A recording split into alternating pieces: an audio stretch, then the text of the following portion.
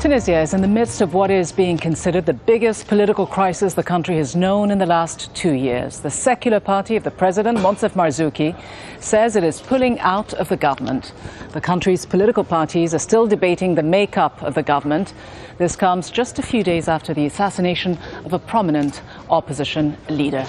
Let's get more now from Hashim Al-Bara, who's live in the Tunisian capital, Tunis. So the president's secular party, Hashim, saying it wanted changes to two key ministries, the foreign and justice ministries. In the absence of this, it says it would withdraw from the government. Where does it leave the government currently then? Well, if they go ahead with that means that from tomorrow, Monday, the governing coalition in Tunisia will collapse, plunging the country in the worst political crisis after the 2011 election. It means that the ruling party of Al-Nahda will have to look into alternatives. And I can tell you now that Al-Nahda may not be able to look for new allies, basically for the simple reason that most of the other parties in the opposition made it quite clear in the past that they would never take part in any coalition with another party. So what happens next?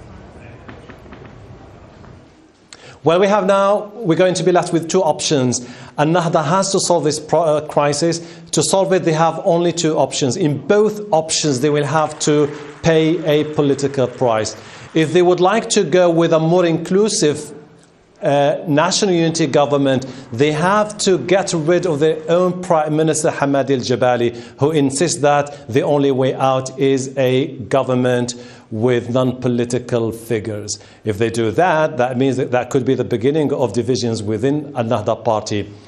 If they go with a technocratic government, as Hamadi al-Jabali means, then the Congress for the Republic, Atakato, the two main components in the coalition, will leave, and the Nahda has to start looking into new alternatives and new allies. This is the perfect chaos, the perfect political crisis in the country. We do understand that there are meetings as we speak now between the top leaders of all the parties. Al-Nahda is convening as we speak. The other components of the coalition are meeting as we speak, and they do understand that they have only the coming hours to solve the crisis. Come up tomorrow morning, tell the Tunisians, you know what, we've managed to control the situation, contain it, and we will bring about a new, fresh beginning to the Tunisian people. It's very, very difficult situation. But this is not the only problem in Tunisia. Tunisia is grappling with a string of different issues.